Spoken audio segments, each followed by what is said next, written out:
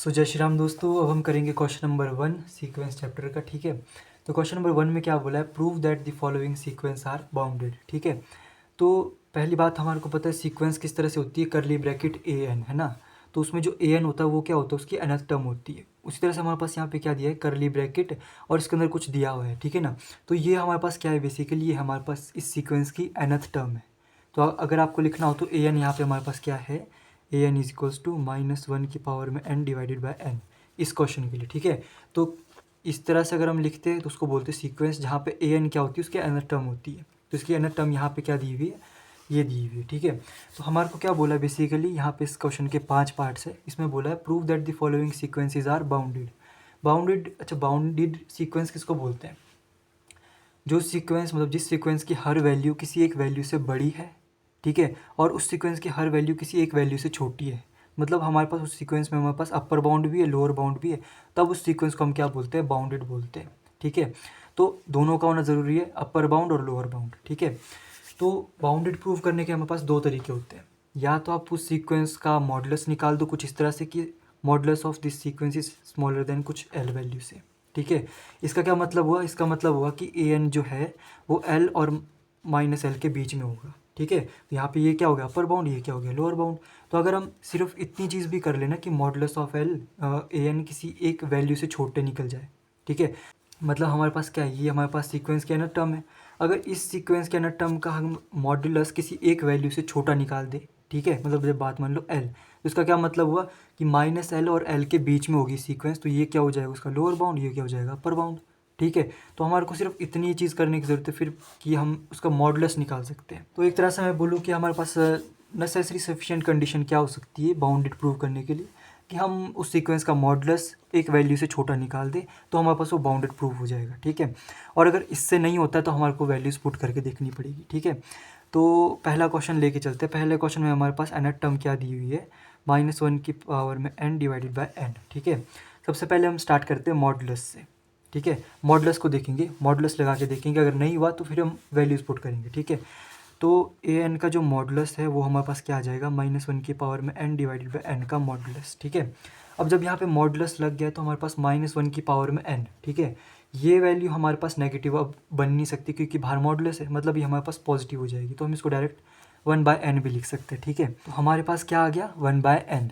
ठीक है, देखो 1/n का क्या मतलब हुआ, 1/1, 1/2, 1/3, 1/4, कुछ इस तरह से। ठीक है, तो मैंने देखा ये जो 1/n है ना, बेसिकली हमेशा ही छोटा होगा या इक्वल होगा 1 के। देख लो आप, 1/2 क्या होता है, 0.5, ये 0.3, 0.25, फिर ये मतलब हमारे पास वैल्यूज़ डिक्रीज़ हो रही है। तो 1/n एक ऐसी वैल्यू है जो 1 से हमेशा ही छोटी होती है, या फिर अगर हम 1 n की जगह 1 रखें तो 1 के बराबर भी हो जाती है। ठीक है, तो एक चीज़ हमें पता लगी कि ये जो सीक्वेंस है ना, ए एन सीक्वेंस का जो मॉडुलस है वो किससे छोटा आ गया, 1 से छोटा आ गया। यही तो हमें चाहिए था कि सीक्वेंस का जो मॉडुलस है वो किसी एक वैल्यू से छोटा आ जाए। ठीक है ना, छोटा आएगा, इसका क्या मतलब हुआ कि वही ये जो सीक्वेंस है ये हमारे पास 1 और -1 के बीच में लाई कर रही है।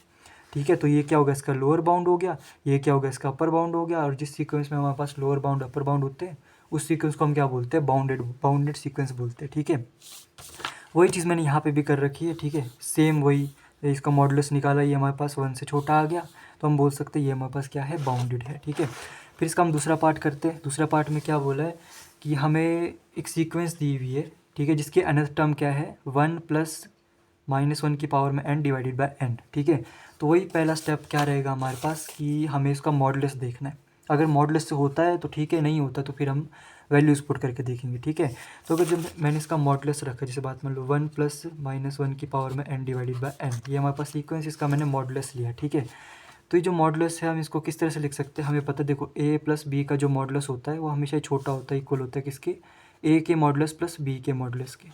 ठीक है, तो अगर ये a है ये b है तो हम इसको कैसे लिख सकते हैं, ये हमेशा ही छोटा होगा, इक्वल होगा 1 के मॉडुलस प्लस -1 की पावर में n डिवाइडेड बाय n के मॉडुलस के। ठीक है, ये वाला इसको हम कैसे लिख सकते हैं, 1 लिख सकते हैं, 1/n लिख सकते हैं डायरेक्ट, क्योंकि जब मॉडुलस लग गया तो ऊपर -1 की पावर में n, ये हमारे पास 1 ही बन जाता है। ठीक है, तो हम इसको लिख सकते हैं कुछ इस तरह से, 1, ये हमारे पास 1 आएगा, प्लस इसको हम लिख सकते हैं 1/n।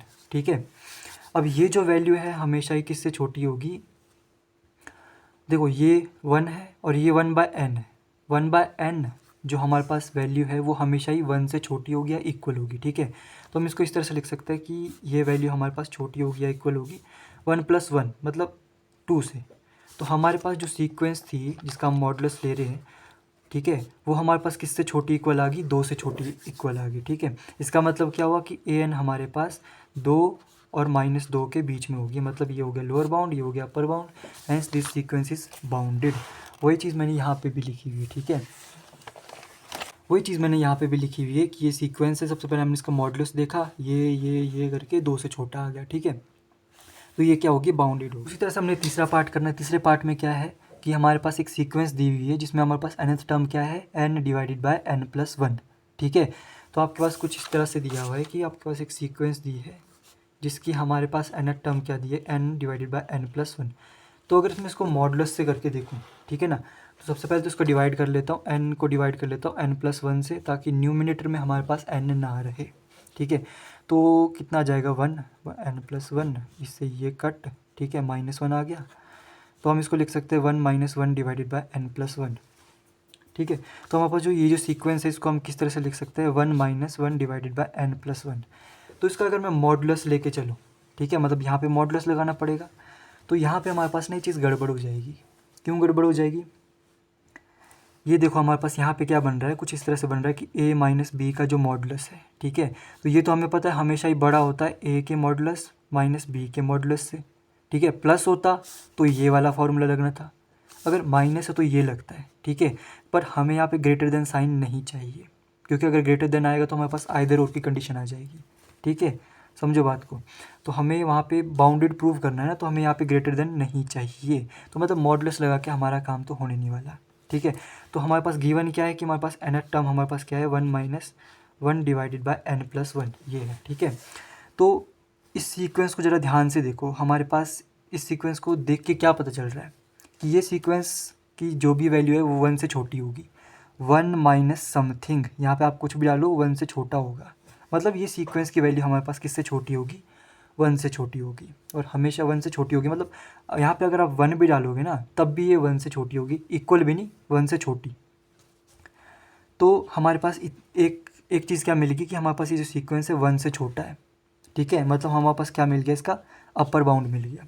लोअर बाउंड के लिए हम क्या करेंगे, लोअर बाउंड के लिए हम क्या करते हैं, वैल्यूज़ पुट करके देख लेते हैं, क्योंकि मॉडुलस से तो काम हुआ नहीं। तो हम क्या करेंगे, वैल्यूज़ पुट करेंगे। तो वैल्यूज़ पुट करके देखते हैं। वैल्यूज़ हम किसकी पुट करेंगे, n की वैल्यू पुट करेंगे, जो कि हमारे पास 1 से स्टार्ट होती है, क्योंकि n हमारे पास नेचुरल नंबर होता है, ठीक है। तो यहाँ पे जो हमने 1 रख के देखा, मतलब a1 की अगर हम बात करें तो 1 - 1 / 2, मतलब 0.5, ठीक है। a2 की वैल्यू अगर हम रखते हैं 1 - 1 / 3, मतलब कुछ 0.7 के आसपास, ठीक है। a3 की अगर हम बात करें 4, ये हो जाएगा कितना, 0.75 के आसपास, ठीक है। तो हमें क्या पता लगा कि ये जो सीक्वेंस है ना, इसकी हर वैल्यू 0 से बड़ी है। 0.5, 0.7, 0.75 इस तरह से बढ़ती जा रही है और 1 से छोटी है। अभी हमने देखा ना, ये सीक्वेंस 1 से छोटी होगी और यहाँ से पता लगा कि इसकी वैल्यू 0 से बढ़ रही है, 0.5, 0.7, 0.75 उस तरह से हमारे पास और बढ़ता जाएगा, ठीक है। तो एक बात हमें पता चली कि जो सीक्वेंस है वो हमारे पास 0 से बड़ा है और 1 से छोटा है, ठीक है। तो नहीं क्या इसका, ये देखो ये क्या आ गया, इसका लोअर बाउंड आ गया, ये इसका अपर बाउंड आ गया, ठीक है। तो ये सीक्वेंस हमारे पास क्या होगी, बाउंडेड होगी, प्रूफ, ठीक है। उस तरह से हमारे पास ये क्वेश्चन नंबर 4 भी है। इसमें हमारे पास ये सीक्वेंस दी है जिसके nth टर्म क्या है, 2n - 5 / 2n+1, ठीक है। इसको प्रूव करना है कि ये बाउंडेड है। तो वही पहला स्टेप सेम रहेगा, कोई चेंज नहीं रहेगा कि हमारे पास इसको सबसे पहले मॉडुलस देखना है इसका। तो मॉडुलस से ये वाला क्वेश्चन होगा कि नहीं होगा उसको हम यहाँ से देखते हैं। इसको मैं यहीं से कराता हूँ डायरेक्ट, ठीक है। दिख रहा है इसको मैं यहीं से, हाँ ठीक है।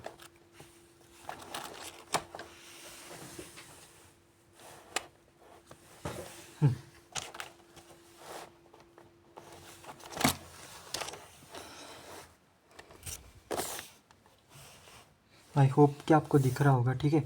तो ये वाला क्वेश्चन मैं आपको यहीं से बता देता हूँ। जैसे ये वाली सीक्वेंस है हमारे पास ना, ठीक है। तो इस सीक्वेंस को हम इस तरह से जब अगर हम डिवाइड करेंगे, अच्छे से लिखेंगे, तो हमारे पास क्या आएगा, 1 - 6 / 2n+1, ठीक है। जब आप इसको डिवाइड करोगे तो ये आएगा। तो यहाँ पे हमने देखा अगर मॉडुलस सम सॉल्व करना चाहे ना तो यहाँ पे बीच में माइनस है तो फॉर्मूला गलत हो जाएगा, फिर वहाँ पे आइदर और की कंडीशन आ जाएगी जिससे हमारे पास ये बाउंडेड प्रूव नहीं होगा, ठीक है। तो मॉडुलस लगा के तो नहीं कर सकते, पहला स्टेप आपको मॉडुलस ही रखना है, ठीक है। उसके बाद आपको वैल्यूज़ पुट करने का ध्यान रखना है, ठीक है।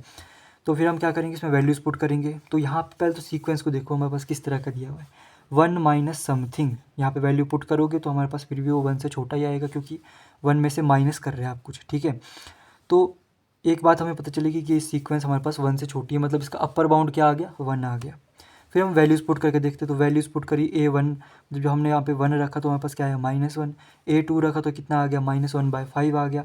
मतलब हमारे पास वैल्यू देखो -1 आया, -1.1/5 मतलब 0.-0.2, ठीक है। तो इसको इस तरह से देखो ना यहाँ पे कि हमारे पास वैल्यू इस तरह से नंबर लाइन है, ठीक है, ये -1 है। फिर यहाँ पे वैल्यूज़ इंक्रीज़ हो रही है इस तरफ को, 0 की तरफ को, ठीक है। जैसे यहाँ पे क्या है -1/5 मतलब -0.2 के आसपास, ठीक है।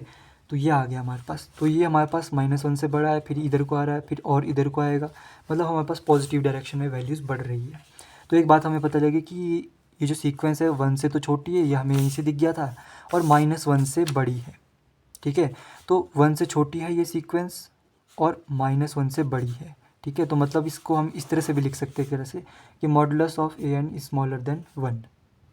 समझ में आई बात? वही तो मतलब हो ना कि an हमारे पास 1 से छोटी है और -1 से बड़ी है, ठीक है। तो हमारे पास ये क्या हो गया इसका लोअर बाउंड, ये क्या हो गया इसका अपर बाउंड। इसको आप इस तरह से भी लिख सकते हो, वो भी करेक्ट है, ठीक है।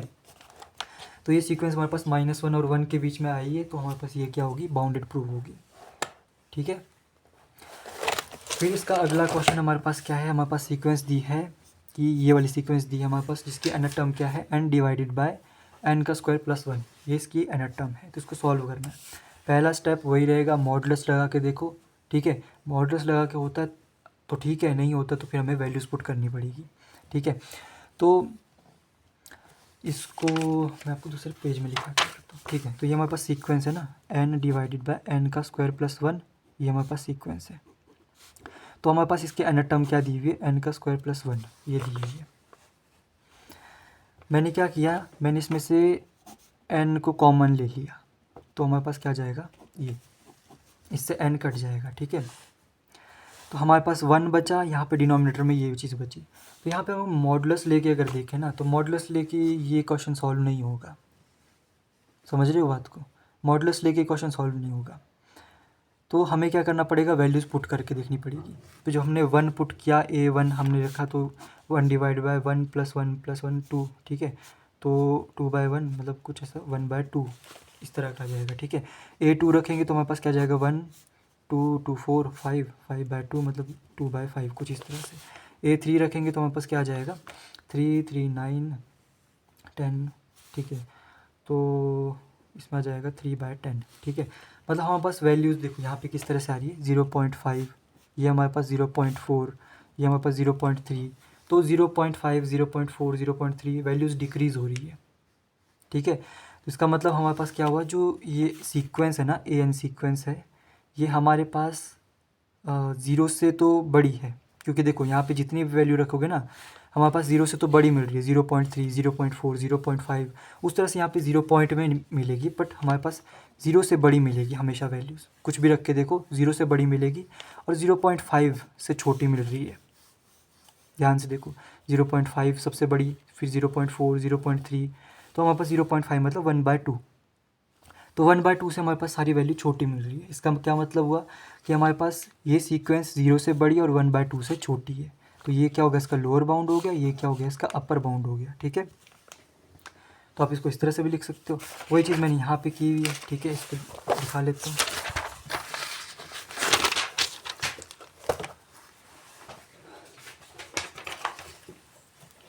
जैसे हमारे पास ये वाली सीक्वेंस दी थी, तो हमने क्या किया, इसको इस तरह से n को कॉमन निकाला, ये हमारे पास बन गया, ठीक है। तो मैंने वैल्यूज़ पुट की 0.5 0.4 0.3, मतलब इस तरह से हमारे पास डिक्रीज़ हो रही है। तो सबसे बड़ी वैल्यूज़ में क्या है हमारे पास 1/2, सबसे छोटी वैल्यू हमारे पास क्या होगी, 0 होगी, क्योंकि ये सीक्वेंस की हर वैल्यू 0 से बड़ी है और बड़ी ही आएगी। तो 0 और 1/2 इसके क्या हो गए हमारे पास, लोअर बाउंड अपर बाउंड हो गए, hence this sequence is bounded. तो ये हमारे पास हो गया पहला क्वेश्चन ख़त्म बाउंडेड का, कि हमें सीक्वेंस को बाउंडेड प्रूव करना है। तो उसमें से यही बात आपको ध्यान रखनी है, पहले हमें क्या करना है, मॉडुलस को देखना है, क्योंकि मॉडुलस अगर आपका सीक्वेंस का निकल गया तो बस काम ख़त्म, और वो भी किसी वैल्यू से छोटा निकालना है तब जाके। अगर ऐसा होता है तो ठीक है, नहीं होता तो फिर सीक्वेंस को देखो किस तरह की दी हुई है। आपको देखने से पता लग रहा है कि हमारे पास यहाँ पे अपर बाउंड लोअर बाउंड कुछ दिया हुआ है, तो एक तो वो निकल जाएगा और दूसरा हमारे को वैल्यूज़ पुट करनी होती है, ठीक है। तो ये होता है हमारे पास बाउंडेड का, अगर हमें प्रूव करना होता है। फिर उसके बाद हम क्या करेंगे, इसके बाद हम करेंगे कन्वर्जेंट डाइवर्जेंट की डेफिनेशन, ठीक है। इसको डेफिनेशन से करना बहुत इंपॉर्टेंट है। हमने समझा था कि कन्वर्जेंट सीक्वेंस क्या होती है, डाइवर्जेंट सीक्वेंस क्या होती है, वो तो हमें समझ में आ गया कि जो एक वैल्यू को कन्वर्ज करेगी एंड टेंड्स टू इन्फिनिटी पे उसको बोलेंगे कन्वर्जेंट सीक्वेंस। फिर जो डाइवर्ज करेगी प्लस इन्फिनिटी माइनस इन्फिनिटी को, उसको बोलेंगे हमारे पास डाइवर्जेंट सीक्वेंस, ठीक है। तो अब इसको हम क्वेश्चन में किस तरह से अप्लाई करते हैं और इसकी एक डेफिनेशन होती है ना, इसको मैं बड़े डिटेल में समझाऊंगा। तो आपको इसको जस्ट विजुलाइज करना है, ठीक है, तभी आपको समझ में आएगा। तो आपके क्वेश्चन बहुत इजी से आपको लगेंगे कि बहुत इजी क्वेश्चन है, ठीक है। तो अगली वीडियो में मिलते हैं जिसमें हम इसके बारे में डिस्कस करेंगे, ठीक है। आई होप आपको ये वाली वीडियो समझ में आ गई होगी। तो मिलते हैं अगली वीडियो में। जय श्री राम।